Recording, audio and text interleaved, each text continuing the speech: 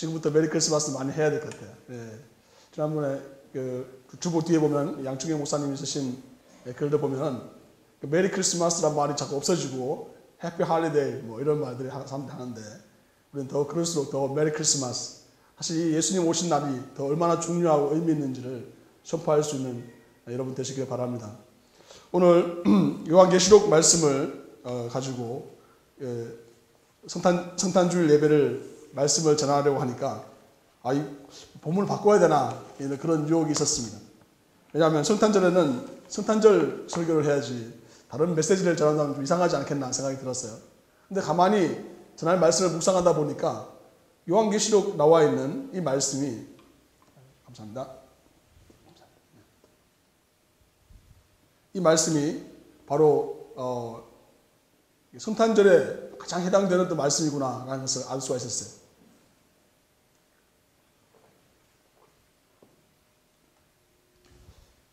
성탄절에 해당되는 말씀이니까 성탄절 예수님이 탄생하는 본문을 얘기할 수 있겠지만 우리 잘 알고 있는 것처럼 우리 아까 전사님이 말씀 주셨던 것처럼 누가복음과 마태복음에 보면 예수님의 탄생 이야기들이 쭉 나오는데 그 탄생 이야기들의 가장 핵심적인 단어들을 여러분이 기억한다면 어떤 단어들을 기억할 수 있을까요?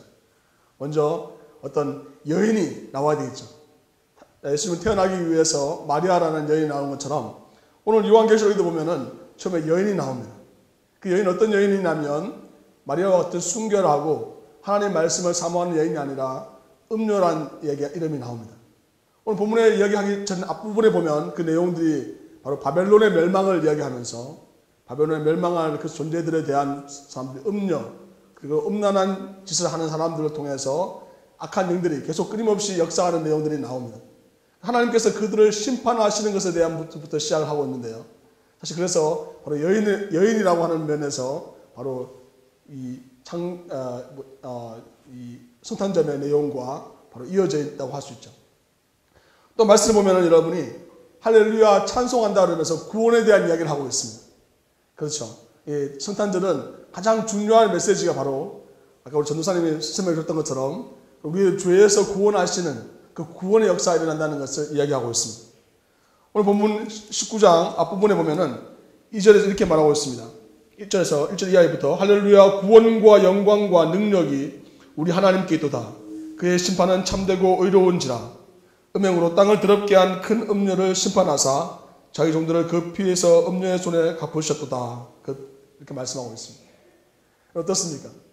창조와 또 예수님의 탄생과 예수님 마지막에 오시는 그 모습이 같이 이렇게 이어져 있지 않습니까? 요한계시록에서 이야기하고 있는 내용들이 바로 그와 같은 내용들입니다. 알파와 오메가, 사실 가사 잘 안 보이는데요. 앞에 촛대에 보면은 우리가 알고 있는 것처럼 A, 알파, 오메가, 제일 마지막 이 부분이 바로 예수 그리스도가 알파가 되어주시고 오메가가 되어주신다는 것을 이 말씀이 우리에게 분명히 말씀하고 있습니다.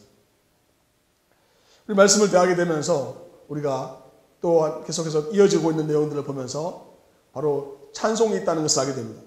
같이 한번 찾아보겠습니다. 마태복음 2장 11절 말씀입니다. 마태복음 2장 11절 말씀 같이 합독해서 읽겠습니다. 10절 11절 말씀 읽겠습니다. 시작. 그들이 별을 보고 매우 크게 기뻐하더라. 집에 들어가 아기와 그의 어머니 마리아가 함께 있는 것을 보고 엎드려 아기 경배하고 보배압을 열어 황금과 유향과 몰약을 예물로 드리니라. 아멘. 우리가 오늘 읽고 있는 본문 요한계시록에도 보면은 기쁨에 대한 이야기가 나옵니다. 왜냐하면 하나님께서 우리를 구원해 주시고 회복시켜 주시기 때문에 당연히 기쁘겠죠. 또한 이 마태복음에도 보면은 큰 기쁨이 있다고 말하고 있습니다. 이 큰 기쁨을 통해서 바로 예수님께서 우리 이스라엘 백성들 또 아니면 우리 모든 전 인류들을 구원해 주실 것에 대한 확신이 있기 때문에 그렇습니다. 요한계시록의 말씀과 이 마태복음에 또 누가복음에 나와 있는 내용들이 계속해서 이어져 있다는 것을 우리는 기억할 필요가 있습니다. 우리 생각에는 크리스마스 때는 그냥 기쁘고 즐겁고 그냥 흥청거리고 또 선물 주고 또 받고 또 아니면 또 내가 원하는 것들이 편안하게 누리는 그런 시간으로 생각할 수 있는데 사실 우리가 지금 잘 묵상하고 있는 요한계시록에 있는 바로 그 예수 그리스도의 선포, 예수 그리스도의 오심, 예수 그리스도의 다시 오심과 예수 그리스도의 초림과 예수 그리스도의 재림이 바로 이어져 있다는 사실입니다. 말씀을 묵상하다 보면은 더 깊은 연결점이 있는 것을 보게 됩니다. 금방 우리가 읽었던 내용들인 경배에 대한 부분이죠. 이 마태복음에 나와 있는 내용도 바로 예수님께 나온 사람들이 경배하는 모습으로 나갔습니다. 11절에 보면은 집에 들어가서 돈방박사들이 엎드려 악있게 경배하고 보배압을 들여 황금과 유황과 몰약을 주님께 드리는 모습이 나옵니다. 이 경배하는 모습이 또 동일하게 오늘 본문에서 천사와 하나님 믿는 사람들이 함께 대화하는 장면 가운데 나오고 있습니다. 그 내용이 무엇입니까? 바로 오직 하나님께만 경배하라라는 그런 명령을 천사가 하는 것을 보게 됩니다. 어떻습니까?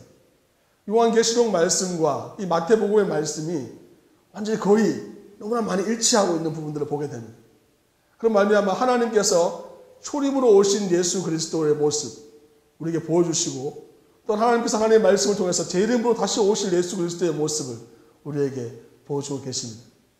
그래서 우리에게 큰 기쁨으로 감사와 기쁨이 넘쳐날 뿐만 아니라 우리를 구원해 주시는 하나님께 영광과 찬송과 경배를 올려드리는 것이 바로 그런 모습이 바로 이 요한계시록에도 나오고 있고 또 마태복음과 누가복음에 예수님의 탄생 이야기에 나오고 있습니다.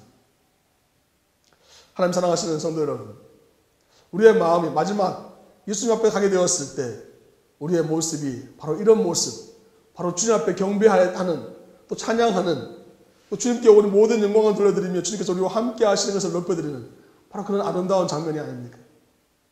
어쩌면 우리로 하여금 우리가 마지막에 주님 앞에 서게 되었을 때 어떤 모습을 가지게 될지를 다시 한번 우리 마음속에 가르쳐 주시고 알려주시는 너무나 귀한 말씀이라고 할 수 있습니다. 마태복음과 요한계시록 이렇게 이어져 있습니다. 여러분 최근에 어떤 시간들을 보내셨습니까? 저는 지난주에 많이 바빴습니다. 뭐 다른 게 바쁜 게 아니라 음악회 가느라고 바빴습니다. 음악회 우리 반주자 또 지휘자 또 우리 권사님 이수진 권사님 여기 음악 하시는 분들이 하시는 음악회에 제가 반드시 가겠다고 약속을 했기 때문에 그게 가느라고 무지 바빴습니다. 세 번의 음악회를 참석하면서 제가 느낀 것은 우리 교회 음악인들이 보통 분들이 아니구나라는 것을 알았습니다. 굉장한 수준에 있는 분들이라는 것을 알았어요. 이쯤 제가 설명드리면 아마 내년쯤 되시면 여러분들이 아마 줄 서실 것 같아요. 나도 좀 가게 해달라고. 또 그 귀한 좋은 음악회를 무료로 갈 수 있으니까 얼마나 축복입니까? 제가 가서 참 우리 반주자와 지휘자 또 하시는 분들 하시는 거 보면서 너무 아름다운 너무나 귀하게 그들의 은사 또 그들이 가지고 준 달란트를 사용하는 것들을 보면서 참 많은 귀한 시간을 보냈습니다.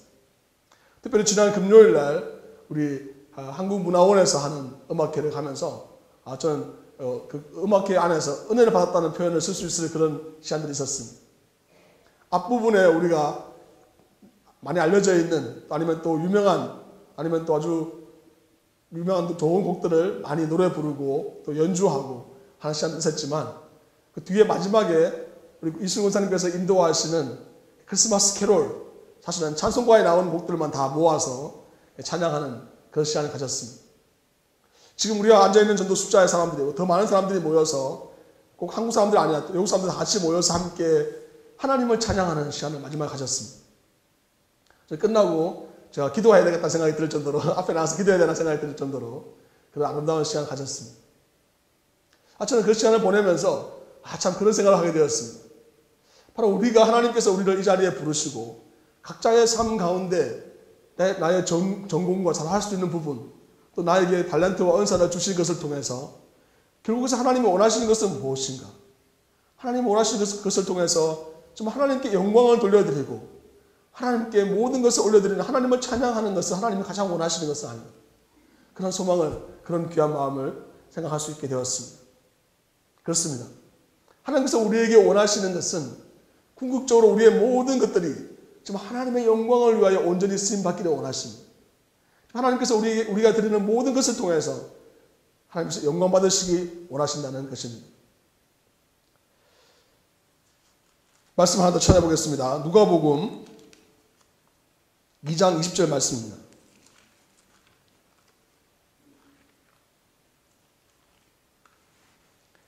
누가복음 2장 20절 말씀 같이 한번 읽어보겠습니다.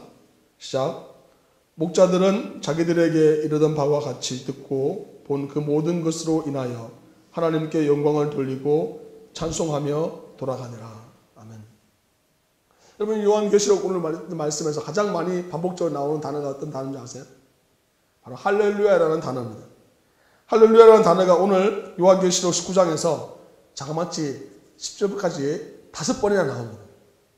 나오는 이 할렐루야라는 말이 여러분 어떻습니까? 교회에서 가장 많이 하는 단어 말이 중에 하나지 않습니까? 할렐루야, 아멘. 이런 말을 가장 많이 하고 있는 단어인데 이 요한계시록 19장에서는 5번이나 이 말이 나오고 있습니다. 사실 이 말씀을 계속 묵상하다 보면은 그 안에는 다 각각 다른 의미의 할렐루야가 있다는 것을 보게 됩니다. 바벨론의 멸망에 대한 멸망, 그 멸망하게 하시는 하나님의 전능하심에 대하여 하나님을 찬양합니다 라는 의미에서 할렐루야가 있고, 또 우리를 구원해 주신 하나님의 사랑에 대하여 찬양하는 그런 마음의 할렐루야가 있습니다. 또 뒤에 보다 보면은 바로 하나님께 진정한 찬양을 올려드리는 그런 할렐루야가 있고요. 24장로와 생물들이 하나님의 그 거룩하심, 그 영원하심에 대하여 마음을 다하여 하나님을 찬양하는 할렐루야가 있습니다. 또한 우리가 금방 읽었던 누가복음에 보면 바로 목자들이 하나님께 대하여 그들의 마음을 열려서 온전히 하나님을 찬양하고 하나님께 영광을 돌리는 그런 장면들이 나옵니다. 제가 한번 이 요한계시록을 설명하면서 여러분한테 말씀드린 적이 있습니다. 이 요한계시록 말씀에, 요한계시록은 어떤 내용으로 가장 어떤 분들이 표현하고 있냐면, 이 요한계시록은 바로 이 예배에 대한, 하나님께 대한 경배, 찬양에 대한 글이다. 찬양에 대한 예언이다. 이렇게 표현할 수 있습니다. 그것은 바로 우리가 경배하고 찬양해야 될 대상이 오직 하나님이시고, 또 우리는 그것을 위하여 지음받았다는 사실이죠. 우리가 하나님께 오직 영광을 돌려드리는 것이 바로 우리의 삶의 목표고 우리의 삶의 이유라는 것을 말씀하고 있는 것이죠. 그러니까 요한계시록에 나와 있는 무시무시한 장면들 있지 않습니까?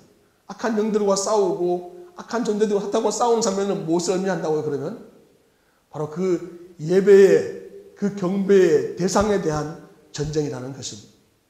바로 요한계시록은 우리에게 분명히 알려주는 것은 우리가 경배해야 할 대상은 그 어떤 누구도 아니고 천사도 아니고 사람도 아니고 그 어떤 존재도 아니고 바로 하나님께만 경배해야 된다는 것을 말씀하고 있는 책입니다.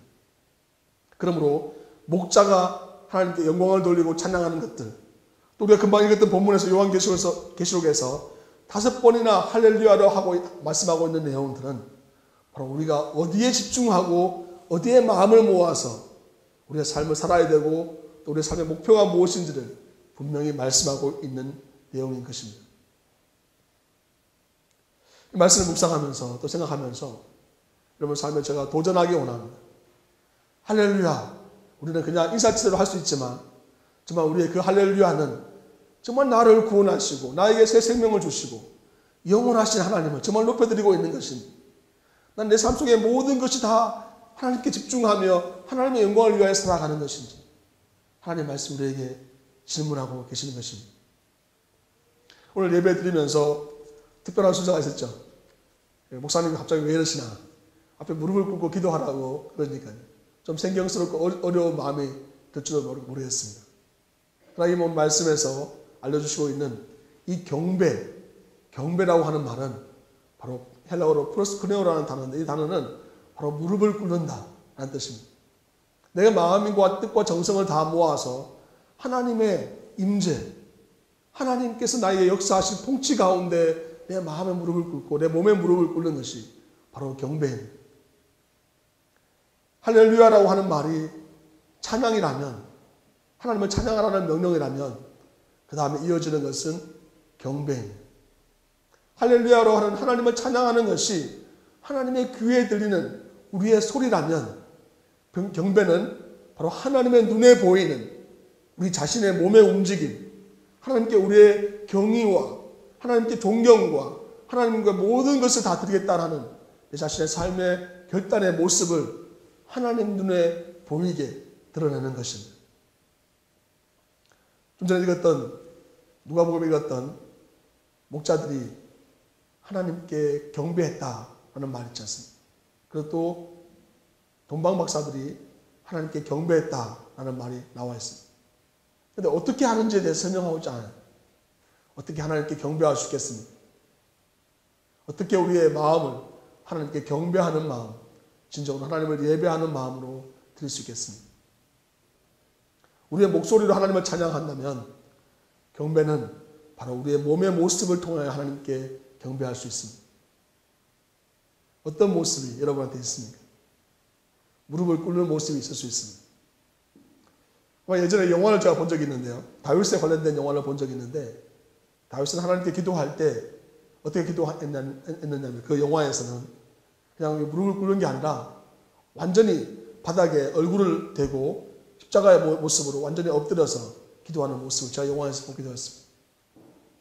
그것이 경배의 모습이 아니고 지금 하나님을 경배한다고 하는 것은 내 모든 몸, 내 마음 전부 다 바닥에 내려놓고 완전히 낮아지고 완전히 겸손해져야지만 하나님께 경배할 수 있구나. 하나님을 찬양한다는 것은 하나님을 높이는 것이라면 하나님께 경배한다고 하는 것은 내 자신을 철저하게 낮추는 것입니다. 내가 무릎을 꿇는 것도 모자라서 내 입술을 땅에 대고 도저히 하나님께 내 모든 존경과 영광과 모든 것을 다 주 앞에 올려드립니다. 라고 경배하는 것. 그것이 하나님께서 우리를 향하신 하나님의 뜻과 계획들을 볼 수 있는 또 하나님의 인재를 온전히 경험할 수 있는 그런 마음이며 그런 몸가짐일 것입니다. 우리는 우리 주위에서 사람들을 만나면서 그런 생각들을 가지게 됩니다. 존경받을 만한 사람, 또 나보다 나이가 많은 사람, 또 내가 또 많은 것을 배워야 될 사람들이 있으면 우리는 고개를 숙입니다. 사람들에게 우리가 고개를 숙일 수 있고 또 그들에게 경의를 표현할 수 있지만 우리는 그들을 경배하지는 않습니다. 오늘 본문에서 말하고 있는 것처럼 천사가 하나님의 음성을 들려주게 되었을 때 그 하나님의 말씀을 전해주는 그 천사에 대하여 믿는 사람들이 요한이 경배하고자 하는 그런 마음들이 생깁니다. 우리에게 커져 보이고 좀 위대해 보이고 멋있어 보이는 것들이 있으면 우리는 그것을 경배하고 싶은 마음들이 생깁니다. 그러나 우리는 그것을 결코 경배할 수 없습니다. 경배해서는 안 됩니다. 우리에게 주어져 있는 많은 돈이 있고 많은 재물이 있고 많은 힘이 있다고 한들 우리는 그것을 결코 경배해서는 안 됩니다. 그 힘을 주시고 재물을 주시고 모든 것을 주시는 창조주이신 오직 하나님께만 경배할 수 있다는 것을 우리는 잊지 말아야 됩니다. 아까 참회 기도를 드리면서 우리는 그런 기도를 드렸습니다. 우리의 왕좌에, 우리의 마음의 왕좌에 과연 누가 앉아있는가? 우리는 나는 세상에 경배하지 않아요.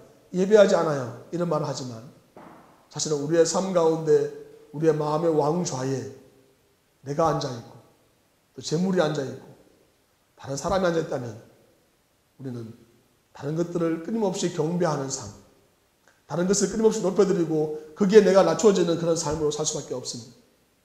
하나님 말씀 우리에게 분명히 말씀하십니다. 오직 하나님께만 경배하라고 말씀하십니다. 오직 하나님께만 경배하게 되었을 때 우리의 모든 우리를 주어 사는 모든 환경들은 제 실수를 찾게 될 것입니다. 우리가 오직 하나님께만 경배하게 되었을 때 우리 교회가 하나님 뜻 가운데서 온전히 세워지게 될 것입니다. 우리가 오직 하나님께만 경배하게 되었을 때 내 마음속에 있는 수많은 생각들과 번민들과 문제들이 다 사라져버리고 정말 하나님께서 우리의 삶의 주인 되어주시고 내 감정과 내 생각과 내 모든 것을 주장하시는 분이 바로 하나님이심을 믿고 감사와 찬양과 경배를 주님께 올려드리게 되는 것입니다.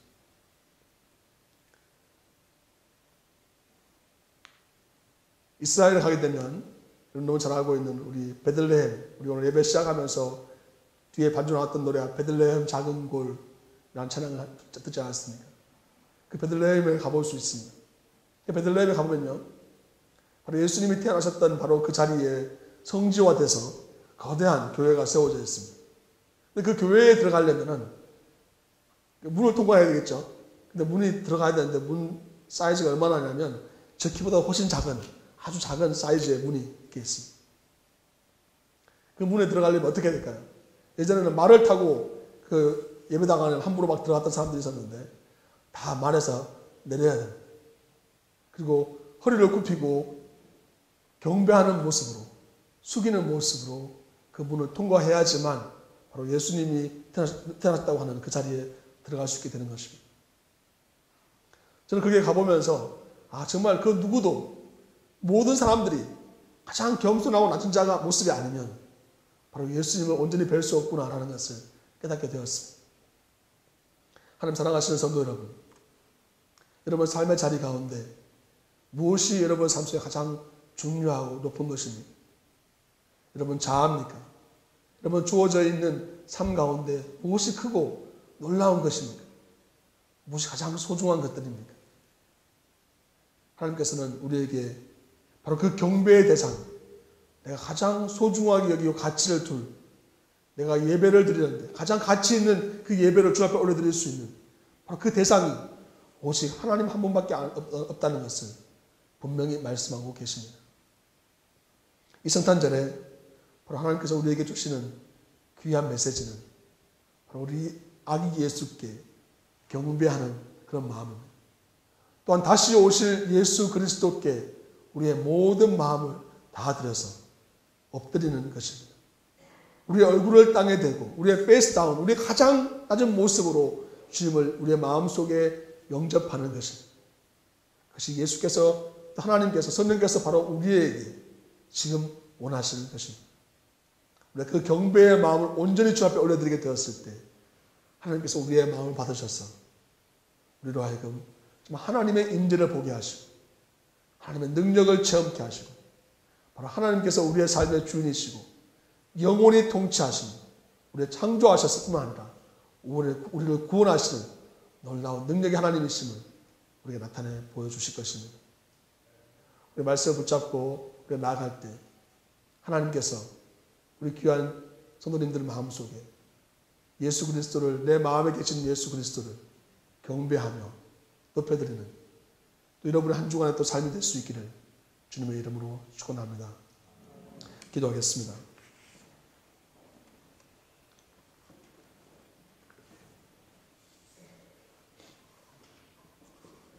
주님을 참으로 감사드립니다. 낮고찬한 바로 우리들에게 오신 주님의 모습을 기억하면서 주님께서 우리의 삶 속 가운데 원하시는 그 겸손과 온유의 모습을 기억하게 하심을 인하여 감사드립니다. 우리가 온전히 주님을 경배하기 원하며 주님을 찬양하기 원하오니 우리의 입술과 우리의 몸을 정하여 주셔서 우리의 삶이 주님께 기뻐 받으시는 온전한 예배가 될 수 있도록, 온전한 경배의 도구가 될 수 있도록 축복하여 주시옵소서. 감사드리며 예수 그리스도 이름으로 기도하옵나이다. 아멘.